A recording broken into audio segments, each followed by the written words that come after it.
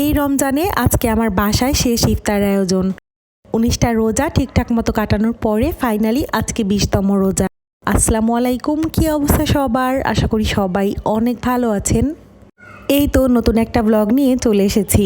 গতকাল আরাফের স্কুলে লাস্ট ডে ছিল ঈদের আগে, তো ওদের স্কুলে এইভাবে প্রজেক্ট করা হয়, রামাদান মোবারক, ঈদ মোবারক, ওরা ড্রয়িং করেছিল। মা হওয়ার পরে এইসব ছোট ছোট জিনিসও আসলে আমাকে অনেক বেশি আনন্দ দেয়। আজকে আবার ওর স্কুলে ছোট্ট করে একটা মেহেন্দি ফেস্টিভ্যালও হবে, তো আমি ভেবেছি যে কাজকর্ম সেরে 12টা বাজে একটু ঘুরে আসব। এই রমজান আসার পর এই গাছগুলোতে আসলে ঠিকমতো যত্ন নেওয়া হয় না। এরপর ঈদের ছুটিতে বাড়িতে যাওয়া হলে কি অবস্থা হবে সেটাই চিন্তা করছিলাম। যাই হোক, আজকে আমার অনেক কাজ।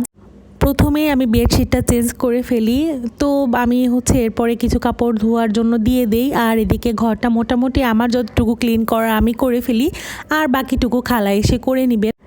এর মাঝে একবার আরাফের স্কুল থেকেও ঘুরে আসলাম, কিন্তু তখন আর কোনো ক্লিপ নেওয়া হয়নি।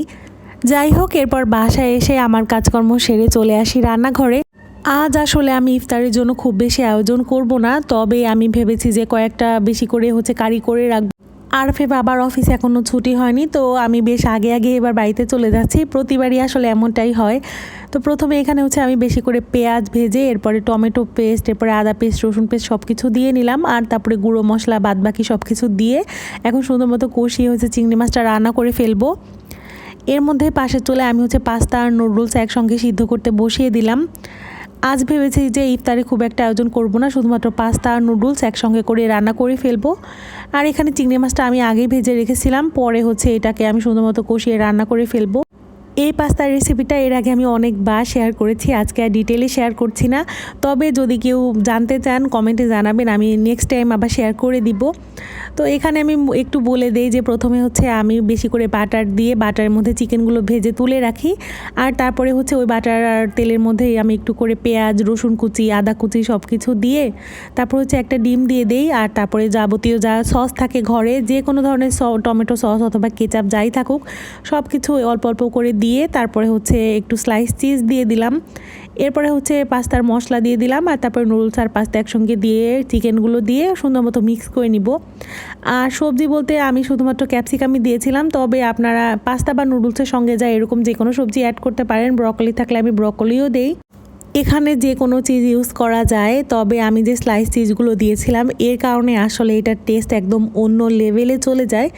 যদি কারো কাছে চিজ অ্যাভেলেবেল না থাকে, সেক্ষেত্রে আপনারা সামান্য একটু গুঁড়া দুধ, একটু চিনি মিক্স করে গরম পানির সাথে অল্প করে দিয়ে দিতে পারেন মশলাটার মধ্যে, সেক্ষেত্রেও দেখা যায় যে খারাপ লাগে না। তো রান্নাবাড়া শেষ করে আমি ভেবেছি যে সব কিছু ঠান্ডা হলে আমি বক্সে করে তুলে রাখবো। তো এটা ছিল আমার ওই দিন রান্না করা চিকেন কারি, আর এদিকে ছিল পাস্তা, আর তারপরে ছিল আমি একটু চিকেনও করেছিলাম, তখন আর ভিডিও করতে মনে নাই, তো আলু দিয়ে আমি একটু চিকেন করলাম। তো সব কিছু মোটামুটি তুলে রাখবো, আর এরপরে ভাবলাম যে বেগুনি বানাবো। এর মধ্যে দেখি যে আরাফে বাবা নানান রকমের ইফতার নিয়ে এসেছে। এরপরে আর বেগুনিটা ওই দিন বানাই নাই। তো এখানে ছিল সুগন্ধার জিলাপি, নারায়ণগঞ্জের একদম ফেমাস, আর এইটা পাউরুটি দিয়ে একটা চিকেনের পুর টাইপ কিছু ছিল। এটা খেতে এত বেশি মজা, আমি তো চিন্তা করেছি নেক্সট রোজায় আল্লাহ বাঁচিয়ে রাখলে আমি এটা 2-3 দিন করে আনাবো। তো যাই হোক, এরপরে আমি পাস্তাটা সার্ভ করে দিলাম, সেই সাথে বিভিন্ন ধরনের কাবাব ছিল, আর বাসায় আমি ফ্রুটস কেটেছিলাম। এই ছিল এবারে রোজায় আমার বাসায় কাটানো শেষ ইফতার। আল্লাহ হাফেজ।